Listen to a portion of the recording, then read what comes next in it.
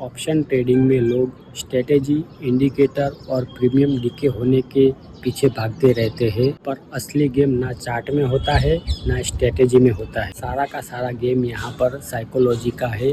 जो अगर ये मेंटल गेम झेल लेता है तो वो मार्केट में भी पैसा बना लेता है और टिक भी जाता है और अपने इमोशंस को भी कंट्रोल करता है। ना ही कोई जल्दबाजी करता है ट्रेड लेने में और ना ही अगर प्रॉफिट बुक करने में जल्दबाजी करता है। वो पूरा अपना माइंडसेट से, डिसिप्लिन से ट्रेड करते रहता है। तो दोस्तों, आज हम बात करेंगे ऑप्शन ट्रेडिंग की कुछ साइकोलॉजी की बातें जो मैंने पिछले 4 सालों में गलतियां की है। आप यही गलतियां दोबारा ना करें। तो मेरे वीडियो बनाने का मकसद बस इतना ही है कि जो भी नया ऑप्शन ट्रेडर मेरे जैसा नया हो, अगर मैंने 4 साल पहले जो गलतियां की है वो कोई ना करे, तो वीडियो को एंड तक ज़रूर देख लेना एक बार कि ट्रेडिंग की साइकोलॉजी कैसे काम करती है और हमारे दिमाग में कैसे खेलती है वो। तो अगर फियर, पेशेंस और इमोशंस और ओवर ट्रेडिंग, ये सब पे हम बात करने वाले हैं आज इस वीडियो में। तो एक मैं आपको स्टोरी के टाइप के मतलब उस तरह से समझाऊंगा कि जैसे ही आप किसी की स्टोरी सुन रहे हो हम दो दोस्तों की, तो उसी तरह से मैं आपको समझाने की कोशिश करूंगा ऑप्शन ट्रेडिंग की साइकोलॉजी। तो चलिए आगे बढ़ाते हैं वीडियो को। एक ही स्ट्रेटेजी फॉलो करने वाले 2 अपने दोस्त थे। एक मैं था और एक मेरा फ्रेंड था। दोनों के पास सेम सेटअप था, सेम टाइमिंग थी और सेम बैकअप टेस्ट भी था।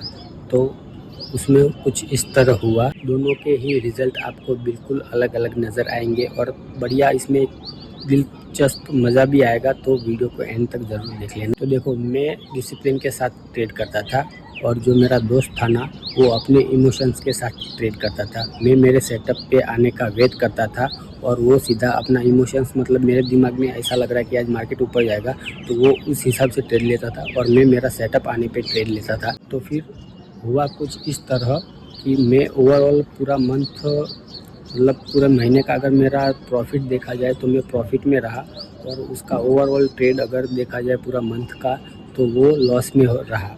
तो इसमें दिक्कत ये थी कि वो अपने इमोशन, मतलब जब भी मार्केट जाए ऊपर तो वो ग्रीड रखता था, नीचे आ जाए तो पैनिक हो जाता था। तो हम दोनों के बीच में मतलब ऐसे ही चलते रहता था और मैं अपना सेटअप पे ही टिका रहता था। वो मतलब यहाँ से देखा, वहाँ से देखा, जैसे मतलब इमोशन पे आके क्लिक कर दिया, जो भी आए वो दबा दिया और सीधा ट्रेड ले लिया। ऑप्शन ट्रेडिंग में डिसिप्लिन वही एक सबसे बड़ा सक्सेस है। अगर आप डिसिप्लिन से ट्रेड नहीं करोगे तो आपको ऑप्शन ट्रेडिंग में कभी सक्सेस नहीं मिलने वाली। और वो क्या करता था, वो डिसिप्लिन फॉलो नहीं करता था, तो अपने फियर से भी मतलब बहुत वो नुकसान भी करवा चुका है। मतलब जब उसका एंट्री लेट हो जाता था, मार्केट ऊपर चला जाता था, टॉप पे रहता था, हाई पे रहता था, तभी भी वो ट्रेड ले लेता था। और जैसे ही अगर मार्केट नीचे आना शुरू होता था तो वो फिर पैनिक में, फियर में बेच देता था कि चलो भाई ज़्यादा लॉस ना हो जाए। सेटअप वो कभी उसने फॉलो किया ही नहीं था। तो उसकी एक वजह थी कि उसने सेटअप कभी फॉलो नहीं किया, ना ही डिसिप्लिन फॉलो किया। उसकी वजह से उसको पूरा मतलब लॉस चालू हो गया होना यही महीने में। तो डिसिप्लिन से ट्रेड करना यही हमारे लिए सबसे एक बड़ी बात होती है कि हम डिसिप्लिन जितना फॉलो करेंगे उतना ही हमें प्रॉफिट होगा। अगर आप ट्रेड ले रहे हो तो उसके पिछले दिन यानी कि रात को आपका ट्रेड प्लान होना चाहिए कि मैं आज निफ्टी में ट्रेड करूंगा या सेंसेक्स में ट्रेड करूंगा। अगर यहाँ ब्रेकआउट मिलेगा तो ही ट्रेड करूंगा, मेरा सेटअप आने पे ही ट्रेड करूंगा।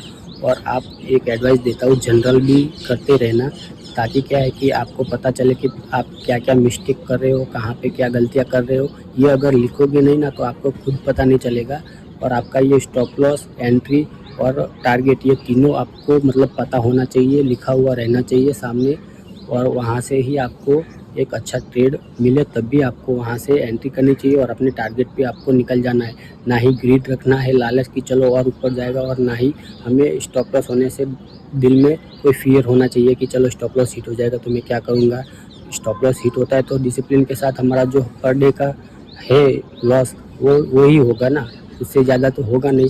तो ये डिसिप्लिन बहुत मैटर करता है इसमें। अगर आप यही बात समझ जाओगे तो इसमें मतलब अच्छी एक प्रॉफिटेबल ट्रेडर आप बन सकते हो। जो मेरा दोस्त था वो क्या है, वो ग्रीड ज़्यादा रखता था कि थोड़ा मतलब उसका टारगेट आता था तो फिर वो क्या और थोड़ा ऊपर आ जाए, अगर और थोड़ा ऊपर आ जाए तो मुझे इतना मिल जाएगा, मुझे इतना मिल जाएगा।